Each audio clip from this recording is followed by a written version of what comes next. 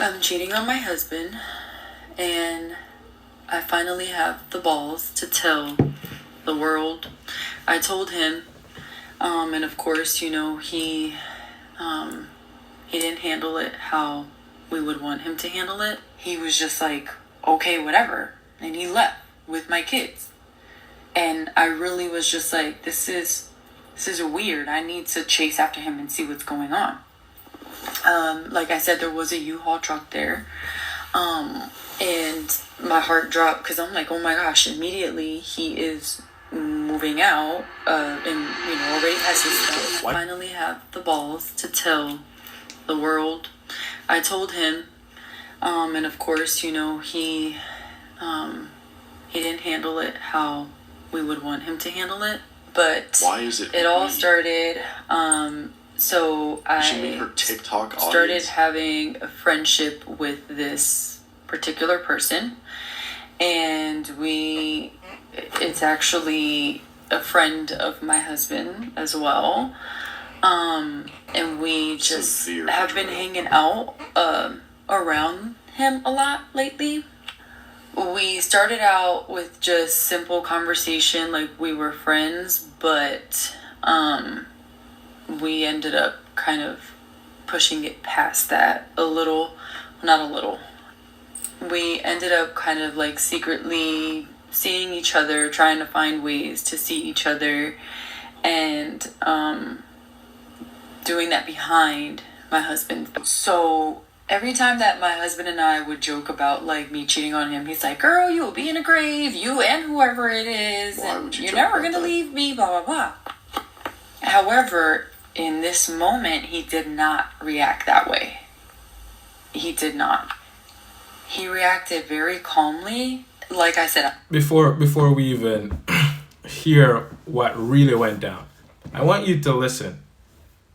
She cheated on her husband with the husband friend. There's no such thing as friend. It's just a word, right? There's no such thing, because why would a friend do that to his friend? See what I'm saying? But everyone can do whatever they want. And she is telling her husband that she did cheat by not telling him that she did cheat. You see how women are? They ask these crazy questions. If you can listen and understand what she's saying, you would know she cheated on you already. Because she pre-emotionally setting this up for you to know. But because women, they don't connect directly. They talk indirectly. That's what they do, right? But that's crazy. That's crazy. But she doesn't know any better. It's the spirit that have made a home in her that was passed down from her through her mom. Why would she do crazy stuff like this? I can see that he was very hurt. Like, I can see it. I know him. He's my husband. So he acted very calmly and like very mature. Dude, why does it seem like she's happy? I don't even know if I used that correctly. But anyways, he acted very calm. But why did she put it on the internet? All these relationships going crazy, but yet you do some crazy stuff and you're putting it on the internet. There's something really wrong with women. Very wrong. They love the attention. They love the validation. Right? And he just left and took the two kids. We only had AJ and Aliyah with. So when I get to his mom's house, like I said, there was a U-Haul truck there. And my heart dropped because I'm like, oh my gosh, immediately he is moving out, and already has his stuff in this U-Haul truck. Like, it's like it happened so fast. So I'm like, oh my gosh, he's leaving me for real. Good. So like I said, that broke my heart. And I tried to talk to his mom and see like where her mind was, where his mind was. The audacity. And she was just like, I don't know what to tell you. He didn't tell me the full story. I just know that he asked me if he can come back, and he's here. So I was just was taken aback. Like, you're really gonna end our whole marriage just because of This woman cheat on her husband, right? With his friend. Not sure if it's the best friend, but with his friend. And he's leaving. He can leave. That's his choice. And you're gonna say you can't believe he's leaving you? He broke your heart? You're trying to manipulate the situation? Again? I get that it's not her. I understand that it's not her. But wow. This is a crazy one, my guys. This is a crazy one. No accountability. Let me know. A bit of a They are. tough day today, so I thought that I'd share that. I'm the person who initiated the divorce. I'm feeling some jealousy because my ex is really out there working it. Not necessarily that he's looking for a girlfriend, but So he's definitely working on building his social network with women.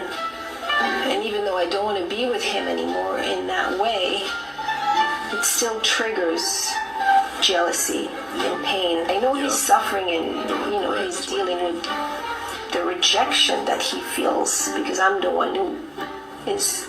How do you know that? How?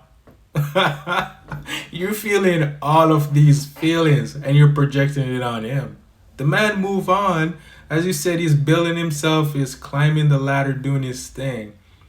And you're sitting here and all these anger, jealousy. Because you initiate the divorce. You want an emotional reaction from him.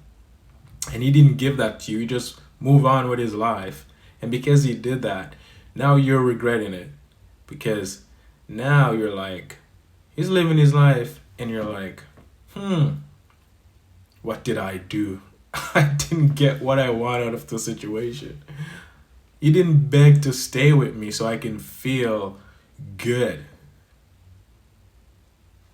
These women are crazy. The ex-husband just pulled up to my house in a brand new truck, and I'm not really sure if I'm sad about it or if I'm mad about it. There's a little bit of both happening there because a brand new truck really mattered more to this man than his marriage and his dog. Which, I mean, if he wants to be the loser that lives in an apartment with a brand new car, then by all means be my guest. All he's doing is showing me that he really was a financial burden on me and that I should not keep him around. One of the most consistent arguments we had was that he wanted a brand new $100,000 truck. And trust me when I say we are not in the tax bracket to be having a $100,000 truck, nor does he have a real use for that car, especially now that he lives in an apartment. The car that he has been driving up until this point is my car. He didn't own a car when he decided to up and skip out, and I was nice enough to let him borrow my car, which, you know what, I shouldn't have been, and I should have just left him stranded, apparently, since I guess a truck was more important than his wife. But I guess now I get my car back.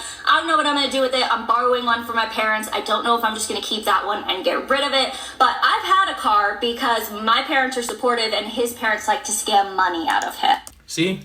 These are the evil, crazy women you guys are out here picking. These crazy women. And yet they feel the need to put their life on the internet, exposing the business so they can get attention and validation and be, yes, girl, you did good. What the? She said she lent him the car to do whatever it needs to do when he needs to go out or whatever. Don't you ever borrow your girl car. If you don't have a car, do without one until you can get it yourself, because she's going to use it against you. She knows your weakness. You don't have a car. Now she's out here spreading your weakness on the internet. But he did end up buying himself a $100,000 truck, and it's burning the crap out of her. Right? Not only that, she only lent him the car so she can seem good to him. She manipulated him to make him think she's a good person. She's not a good person. She's an evil person. Because now You did something that she didn't like. Now they're divorced. Now she's gonna hear your business all over the place. That's not a good person. That's evil. And her parents support her. She was saying that her parents are not even good to her. They're evil to her as well. Because and this is the thing, right? You're not working on yourself to see these women for really who they are, because you're going in with blinders.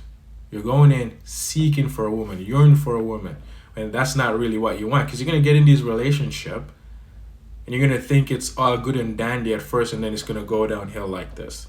It's gonna feel good, and then that same feeling is gonna turn bad. It's gonna turn into some crazy stuff, exactly like what's happening here. Stop seeking after these women because they have no love. None whatsoever. When I left my husband, I was only making like $16 an hour. And so that was not enough. And so I got myself into a lot of credit card debt because I moved into an apartment that I couldn't really afford, but I thought that someone else was going to be living with me in it. So that's what do you mean? The ex? No. Okay, so right after I got divorced, I got into a situation with somebody I knew from work. And after divorce, you got in a situation with someone right after from work? Come on now. Come on. How quickly after the divorce? Well, like immediately. It was like a rebound, right? I guess is It was happening while they were married. What a mess. what they would call it. Okay. And we Like worked the together. day after? Maybe.